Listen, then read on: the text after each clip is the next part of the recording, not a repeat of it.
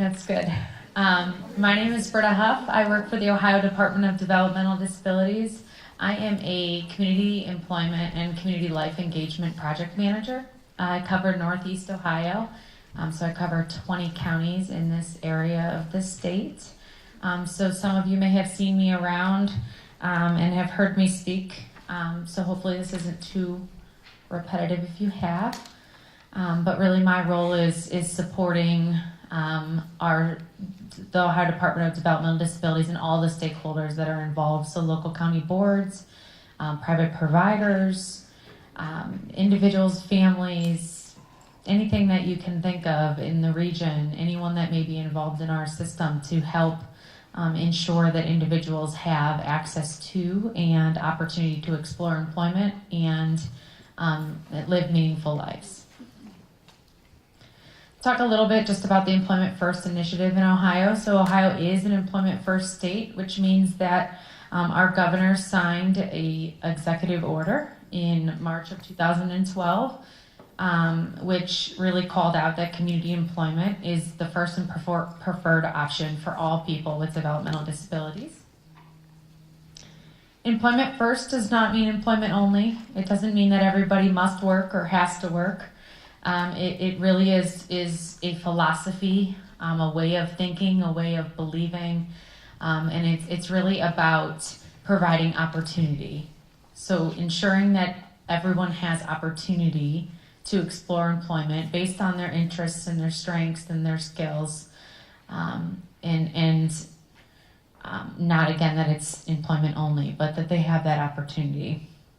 It's the priority service and preferred outcome for working age adults in Ohio, and that all people are presumed capable of community employment. So really focusing on the skills and what people can do. Ohio's priorities are focused on community membership, community employment, and person-centered planning. So we're going to dig into those a little bit more here. With the executive order, we joined a Employment First task force was formed. So this is representatives from all state agencies that come together monthly and plan for how to align our services and align our policies and procedures to support the implementation of Employment First and really live that executive order. Through that task force, we developed a transition vision plan. So these are some of the core principles of that vision plan that we're going to go into. Community employment is the expectation for all youth. Transition planning for youth requires multi-agency collaboration.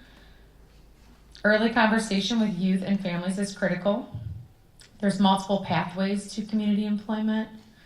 And person-centered planning is the key to the development of effective services and supports for transition age youth. So what does all of that mean?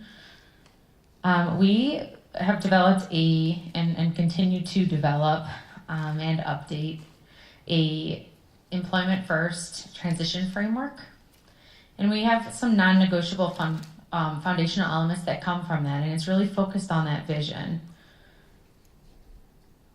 So that teams that come together to plan with transition age youth are person-centered, outcome-focused, and agency-neutral. So that sounds very familiar to Ohio's priorities based on being person-centered. These are kind of all pieces of that, and our focus is on community employment and community engagement. So what is person-centered planning?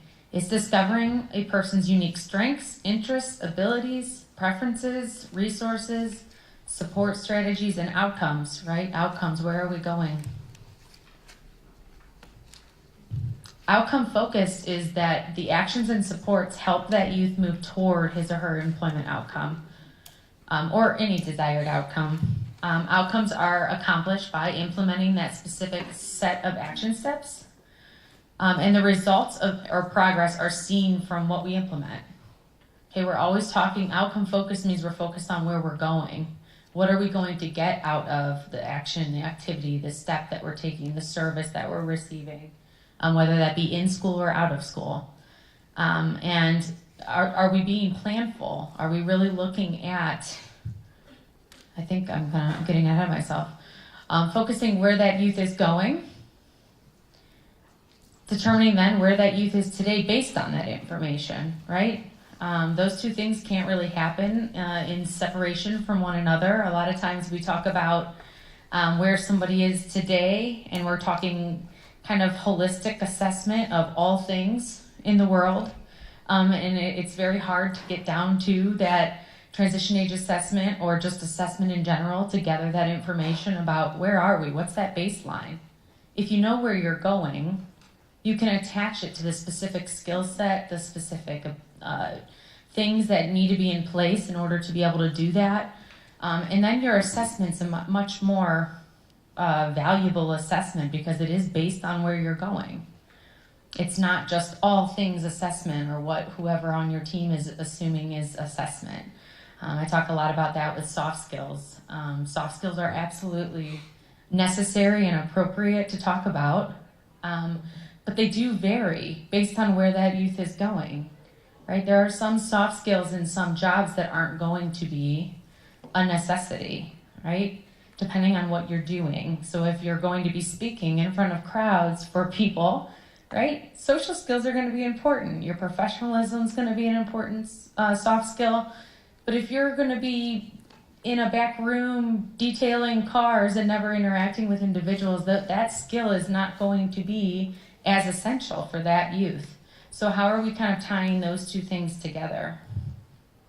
Once we know the end point and the current point, then we start filling in the gaps. We start determining what steps, activities, supports, services, things can we do to help fill that gap, help get that individual or that youth closer to where they're going. That's the outcome focused part, always focusing on where we're going. This is just a fun quote. If you don't know where you're going, you'll end up someplace else, right? That's very telling when you're talking about planning. A lot of times we feel like we're spinning our wheels and you're going to end up somewhere. You will, but it's not going to maybe be where you want to be.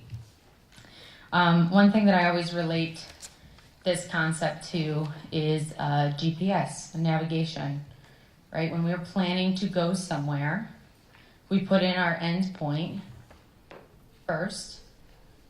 Then GPS has to find where we are currently in order to tell us which steps to take so that we get to our destination, right? I travel to Columbus quite frequently, so if you're around from this area, you know you take one highway to get there.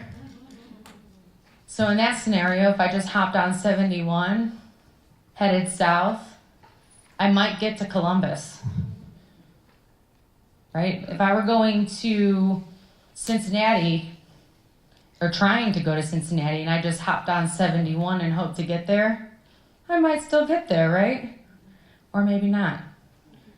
I might end up just anywhere. So really being planful about those steps and those things that we're doing when youth are in school, as well as out of school, to really help move towards that outcome. Agency neutral. This piece of the framework is really focusing on multi-agency support. So this is really prevalent in transition age youth because there's lots of people usually at the table, lots of agencies, and lots of people that could and should be involved.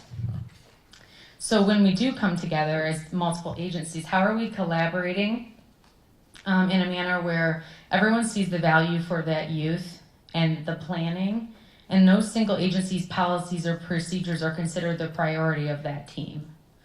Right? I like to explain to professionals who are working in multi-agency teams to leave their hat at the door, right? Their hat of who they are or who they represent can be kind of left at the door so that you're coming together just planning for that youth, focusing on the outcome, focusing on that individual. And while you're bringing all your professional information and resources that you have, that's not why you're there. That's not the priority of the planning. Coordination of employment services and supports from various systems and resources. So all teams understand the outcome, where they all understand clearly where we're heading. They have high expectations for successful actions, work together to provide support, are responsive to changing needs and desires, and aware of the timeframes for completing actions. Again, we're outcome focused, so we're talking about progress, we're talking about action, we're talking about coming back together to say, how are things going?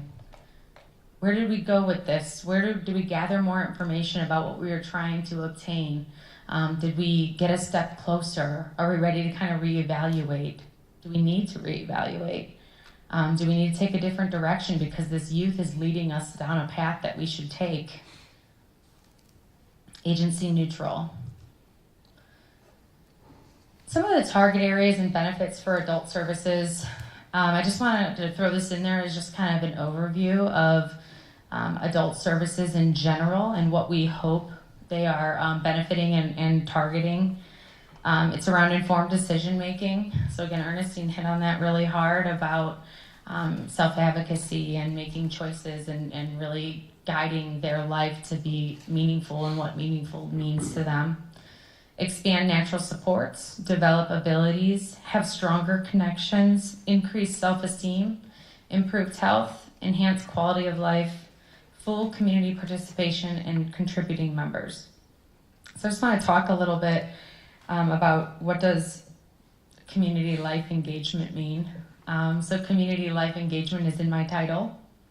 And what it means to me is really looking at individuals and their life in a more holistic light, right? I'm an expansion from the Employment First team through the Department of Developmental Disabilities. But it's not all about employment. Employment fits under community life engagement. It's how we are all engaged and actively participating within our communities.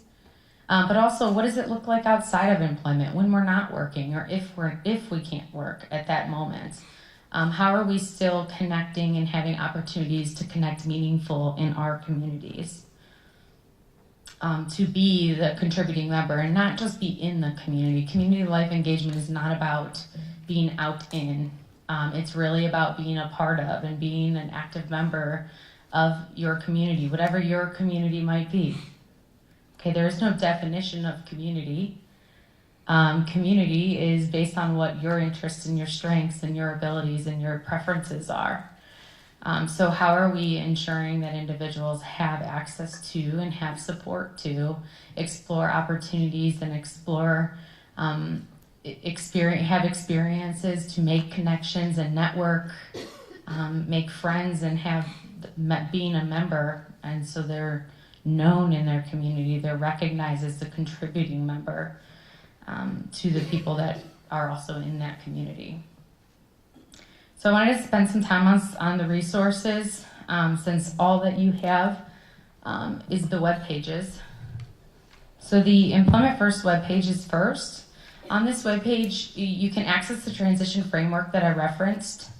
It really has a lot of resources around transition planning. So when you first go to the page, there's a button in the left-hand side that says transition planning. That's where you can access those resources. Also on the Employment First website, you can get direct access to the link below, which is the Job Seekers Guide. This is a guide that is, it includes tools as well as modules, like online learning modules, for youth and families to access or to utilize the tools within teams or within the services and supports that you may be receiving, to really start understanding and exploring employment and what employment could mean to you. Also, there's the Ohio Disability Benefits 101. This is a online resource that was developed exclusively for Ohio, and this is really around all benefits for Ohioans.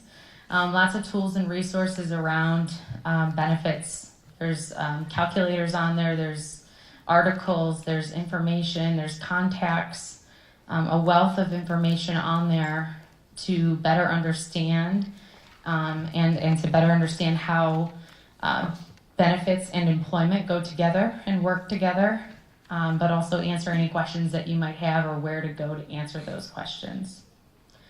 The Ohio Department of Developmental Disabilities, on that webpage, there is a supporting families page. They have live family talks that you can access. I believe they stream them on Facebook now.